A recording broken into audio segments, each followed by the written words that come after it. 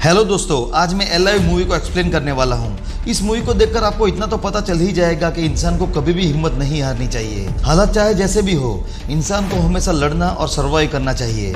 दोस्तों, ये एक्सप्लेनेशन आपको पसंद आया तो वीडियो को लाइक और चैनल को सब्सक्राइब जरूर कर देना। कहानी की शुरुआत में हम जुनू नाम के लड़के को देखते हैं। सुबह जब वो उठता है तो वो घर पे अकेला था। उसकी फैमिली बाहर गई थी। उसकी फैमिली में उसके मॉम डैड और एक सिस्टर थी। अब जुनू को ऑनलाइन गेम खेलना कुछ ज़्यादा ही पसंद था, इसीलिए वो अपने दोस्तों के साथ ऑनलाइन गेम खेलने लगता है। तभी उसका एक दोस्त उसे बताता है कि टीवी पर एक हैरान करने वाली न्यूज़ चल रही है। इसीलिए जुनू वो न्यूज़ देखने के लिए जल्दी से टीवी ऑन करता है, पर नेटवर्क जाने की वजह से जुनू वो न्यूज़ नहीं देख पाता। तभी उसे बाहर से लोगों की चीखने चिल्लाने की आवाज़ सुनाई देती है। वो खिड़की से बाहर देखने जाता है, तभी टीवी पर न्यूज़ चालू हो जाती है, जिसमें बताया जाता है कि एक वायरस लोगों में बड़ी तेजी से फैल रहा है। ज़्यादातर लोग वायलेंट हो गए हैं। वो दूसरे लोगों पर हमला करके उन्हें काट रहे हैं, जिससे ये बीमारी फैलती ही जा रही है। ये बीमारी बिल्कुल ज़ॉम्बी वायरस की तरह है। जुनू देखता है कि हर तरफ तबाही मची हुई है। ये नज़ारा देख वो काफ़ी डर जाता है। उसे अपनी फैमिली की चिंता होने लगती है। उसी वक्त जुनू का एक पड़ोसी लड़का उसके घर में जबरदस्ती घुस जाता है, जो काफ़ी डरा हुआ था। जुनू भी डरा हुआ था, इसीलिए वो उस लड़के को अपने घर से बाहर निकालने लगता है। पर वो लड़का जुनू से उसका बाथरूम यूज़ करने की रिक्वेस्ट करता है। जुनू उसे परमिशन दे देता है। फिर जुनू टीवी पर न्यूज़ देखने लगता है, जिससे उसे पता चलता है कि जो लोग भी इस वायरस से इन्फेक्टेड हो रहे हैं, उनकी बॉडी में जल्दी से बदलाव हो रहे हैं। उनकी आंखों में ब्लीडिंग हो रही है। तभी वो लड़का भी बाथरूम से बाहर आ जाता है। उसके शरीर में भी बदलाव होने लगते हैं और उसकी आंखों से खून बाहर आने लगता है। ये देख जुनू काफ़ी डर जाता है। वो समझ जाता है कि ये लड़का भी इन्फेक्टेड हो गया है। जुनू उसे बाहर जाने को कहता है। तभी वो लड़का जुनू पर हमला कर देता है, लेकिन जुनू किसी तरह उस लड़के को घर से बाहर निकाल ही देता है। वो दरवाजे को लॉक करके वहाँ फ्रीज रख देता है ताकि कोई भी अंदर ना आ सके। फिर जुनू अपनी फैमिली को फ़ोन लगाता है। तभी उसे उसके फादर का मैसेज आता है। वो कहते हैं कि हम सभी सुरक्षित हैं, तुम हमारी चिंता मत करना, तुम अपना ख्याल रखना और सुरक्षित रहना। ये मैसेज पढ़कर जुनू चैन की सांस लेता है। फिर वो अपने आप से वादा करता है कि वो किसी भी तरह जिंदा रहेगा। इस तरह एक दिन बीत जाता है। दूसरे दिन जुनू सोशल मीडिया देख रहा होता है। तब उसे पता चलता है कि कई लोग अपनी पोस्ट डाल के मदद मांग रहे हैं। इसीलिए जुनू भी मदद के लिए अपनी एक फ़ोटो सोशल मीडिया पर पोस्ट कर देता है। फिर वो टाइम पास के लिए गेम खेलने लगता है, लेकिन नेटवर्क इश्यू की वजह से वो गेम नहीं खेल पाता। फिर वो सो जाता है। तभी उसे बाहर से गोली चलने की आवाज़ सुनाई देती है।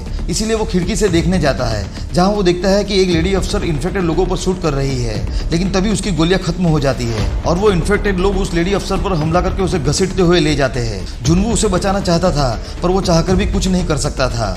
उसी वक्त एक ज़ॉम्बी दरवाज़ा तोड़ के जुनू के घर में आ जाता है। अब जुनू अपना दिमाग लगाता है और घर की बालकनी पर लटक जाता है, जिसे पकड़ने की कोशिश में वो ज़ॉम्बी नीचे गिर जाता है और मारा जाता है। फिर जुनू घर में आता है तो वो देखता है कि फ्रिज में रखा हुआ सारा खाना बर्बाद हो गया है। ये देख जुनू काफ़ी निराश हो जाता है, क्योंकि जुनू के पास खाने पीने का ज़्यादा सामान नहीं था। फिर वो अपने घर की विंडो को कवर कर देता है और घर में टाइम स्पेंड करने लगता है। और ऐसे ही 10 दिन गुजर जाते हैं। अब उसके पास न तो खाना था और ना पीने को पानी। वो बेचारा बाहर भी नहीं जा सकता था, क्योंकि बाहर हर तरफ ज़ॉम्बी फैले हुए थे।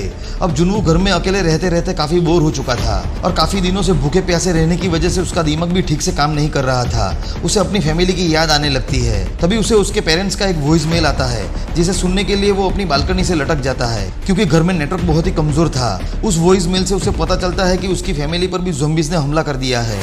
ये जानकर जुनू रोने लगता है और गुस्से में आकर घर में तोड़फोड़ करने लगता है। फिर वो एक गोल्फ स्टिक लेता है और घर के बाहर आकर इन्फेक्टेड लोगों को मारने लगता है, क्योंकि इनकी वजह से ही उसने अपनी फैमिली को खो दिया। लेकिन तभी आवाज़ सुनकर बहुत सारे ज़ॉम्बीज़ यहाँ पर आ जाते हैं। इसलिए जुनू डर के मारे घर में वापस आ जाता है। इसी तरह 20 दिन बीत जाते हैं। अब हालत बद से बदतर हो चुके थे। शहर में बिजली पानी कुछ भी नहीं था। अब जुनू अपना मानसिक संतुलन खो बैठता है और सुसाइड के बारे में सोचने लगता है। फिर वो सुसाइड करने की कोशिश करता है। तभी कोई उसके चेहरे पर लेज़र लाइट गिराता है, जिससे जुनू समझ जाता है कि यहाँ पर उसके अलावा कोई और भी है। इसीलिए वो किसी तरह खुद को नीचे उतारता है। वो जब विंडो से देखता है तो पाता है कि सामने वाली बिल्डिंग में एक लड़की है, जिसने उस पर लाइट गिराई थी। उसका नाम यूबिन है। फिर वो दोनों इशारों से बातें करना शुरू करते हैं। देखते ही देखते उनके बीच दोस्ती होने लगती है। फिर जब बारिश होती है तो वो दोनों बारिश का पानी इकट्ठा करके उसका इस्तेमाल करते हैं। अब यूबिन को पता चलता है कि जुनू के पास खाने के लिए कुछ भी नहीं है, इसीलिए वो एक बॉल में केबल बांधकर जुनू के घर की तरफ फेंकती है, ताकि वो जुनू को खाना सप्लाई कर सके। लेकिन वो बॉल नीचे गिर जाती है। फिर जुनू अपना दिमाग लगाकर एक ड्रोन से यूबिन के घर एक वायर भेजता है, जिससे उन दोनों के घर के बीच एक वायर से कनेक्शन हो जाता है। फिर यूबिन जुनवो को वायर के जरिए खाना भेजती है। अब जुनवो जैसे ही खाना शुरू करता है तभी एक ज़ॉम्बी यूबिन के घर से लटकी हुई केबल को पकड़ लेता है, जो केबल यूबिन से गलती से नीचे गिर गया था। यूबिन ने उस केबल को एक टेबल से बांधा था, इसीलिए जब वो ज़ॉम्बी उस केबल को खींचता है तब वो टेबल यूबिन से टकरा जाती है और यूबिन नीचे गिर के बेहोश हो जाती है। फिर वो ज़ॉम्बी केबल की मदद से यूबिन के अपार्टमेंट पर चढ़ने लगता है। ये देख जुनवो एक बोतल फेंककर उसका ध्यान भटकाता है, पर उसका ये आइडिया काम नहीं आता। फिर वो अपने ड्रोन से उस ज़ॉम्बी का ध्यान भटकाने की कोशिश करता है, पर तभी उसके दरवाजे पर बहुत सारे ज़ॉम्बीज आ जाते हैं, जिससे जुनवो अपने ड्रोन पर ठीक से फोकस नहीं कर पाता और इसी बीच वो ज़ॉम्बी ड्रोन को पकड़कर उसे तोड़ देता है। फिर वो ज़ॉम्बी यूबिन के घर पहुंचने ही वाला होता है, तभी यूबिन उसका हाथ काट देती है, जिससे वो ज़ॉम्बी नीचे गिर के मारा जाता है। अब धीरे धीरे यूबिन और जुनू के पास खाने का सामान कम हो गया था, इसलिए जुनू दूसरे अपार्टमेंट में जाके खाना लाने का फैसला करता है। वो ज़ॉम्बी से बचता हुआ एक अपार्टमेंट में पहुंच जाता है, जहां उसे 2 वॉकी टॉकी के साथ कुछ खाने का सामान मिल जाता है। तभी एक ज़ॉम्बी वहां आकर उस पर हमला कर देता है, लेकिन जुनू किसी तरह खुद को बचाकर अपने घर पहुंच जाता है। घर पहुंचकर पहले तो वो खाना खाता है, फिर वो यूबिन के लिए भी खाना और एक वॉकी टॉकी भेजता है, जिसकी मदद से वो एक दूसरे से बातें करने लगते हैं। तभी उन्हें कुछ आवाज़ सुनाई देती है। जुनू बाहर देखता है तो उसे पता चलता है कि बहुत सारे ज़ॉम्बीज बिल्डिंग में आते ही जा रहे हैं। ये देख वो दोनों काफ़ी डर जाते हैं। तभी यूबिन से गलती से आवाज़ हो जाती है और सारे ज़ॉम्बीज उसके अपार्टमेंट की तरफ आने लगते हैं। अब जुनू फिर से अपना दिमाग लगाता है। वो यूबिन के पास वाले अपार्टमेंट में लैंडलाइन नंबर पर कॉल कर देता है, जिससे वो सारे ज़ॉम्बीज उस तरफ चले जाते हैं और इस तरह जुनू यूबिन को बचा लेता है।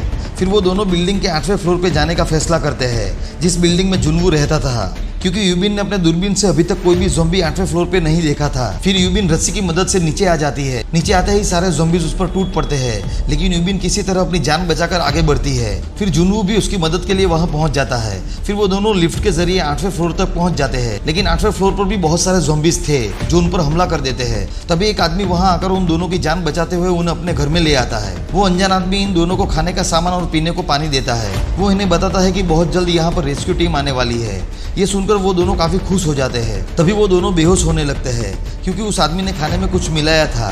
फिर वो आदमी जुनवो का हाथ बांध देता है और यूबिन को एक कमरे में बंद कर देता है। उस कमरे में एक इन्फेक्टेड औरत बंधी हुई है, जो उस आदमी की वाइफ है। उस आदमी ने इन दोनों को मदद के बहाने फंसा लिया था, जिससे वो इन दोनों को अपनी वाइफ को खिला सके। फिर वो आदमी अपनी वाइफ से बंधा हुआ पट्टा खोल देता है और उसकी वाइफ यूबिन पर हमला कर देती है। पर अब जुनवो को भी होश आ गया था। वो यूबिन को बचाने के लिए वो पट्टा पकड़ लेता है। अब यहाँ पर हमें पता चलता है कि वो अनजान आदमी अपनी वाइफ से बहुत प्यार करता है, इसीलिए वो अपनी वाइफ को ज़ॉम्बी बनने के बाद भी जिंदा रखना चाहता है। तभी जुनवो के हाथ से वो पट्टा छूट जाता है और रूम से आवाज़ आनी बंद हो जाती है। इसीलिए वो आदमी चेक करने के लिए दरवाज़ा खोलता है। तभी यूबिन उसकी वाइफ उसकी तरफ धकेल देती है, जो उस पर हमला करके उसे खाने लगती है। लेकिन वो आदमी बचने की कोई भी कोशिश नहीं करता है, बल्कि वो तो अपने आप को खाने देता है, क्योंकि वो अपनी वाइफ से बहुत प्यार करता है। फिर यूबिन दोनों को शूट करके खत्म कर देती है, पर गोली की आवाज़ से अट्रैक्ट होकर सारे ज़ॉम्बीज यहाँ पर आने लगते हैं। यूबिन को लगता है कि उस ज़ॉम्बी लेडी ने उसे भी इन्फेक्टेड कर दिया है, इसलिए वो जुनवो को गन देकर उसे शूट करने को कहती है, क्योंकि वो ज़ॉम्बी बनना नहीं चाहती थी। लेकिन जुनवो ऐसा करने के लिए तैयार नहीं था। वो दोनों इमोशनल होकर रोने लगते हैं। तभी उन्हें हेलीकॉप्टर की आवाज़ सुनाई देती है। वो जब खिड़की से बाहर देखते हैं तो उन्हें बाहर हेलीकॉप्टर नजर आते हैं। ये देख वो दोनों खुश हो जाते हैं। उन्हें सर्वाइव करने की एक उम्मीद मिल जाती है। फिर वो दोनों ज़ॉम्बीज से बचते हुए बिल्डिंग की छत पर पहुंच जाते हैं, लेकिन वो देखते हैं कि वहां पर कोई हेलीकॉप्टर नहीं है। उन्हें लगता है कि हेलीकॉप्टर चले गए।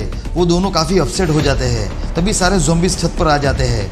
जुनवो उन्हें शूट करने लगता है, पर उसकी गोलियां खत्म हो जाती है। अब उन्हें लगता है कि वो मरने ही वाले हैं। तभी अचानक पीछे से हेलीकॉप्टर आता है और आर्मी के जवान ज़ॉम्बीज पर फायरिंग करने लगते हैं और उन दोनों को हेलीकॉप्टर में बिठाकर उन्हें वहां से बचा के ले जाते हैं। अब जुनवो और यूबिन बहुत खुश थे, क्योंकि उनकी जान बच गई थी। उसी वक्त जुनवो को अपनी फैमिली की याद आती है। इससे वो काफ़ी दुखी हो जाता है। फिर उसे पता चलता है कि रेस्क्यू टीम ने सोशल मीडिया की पोस्ट के जरिए उसे खोजा है और वो ऐसे ही कई सारे लोगों को बचा रहे हैं। मूवी का यहाँ अंत होता है।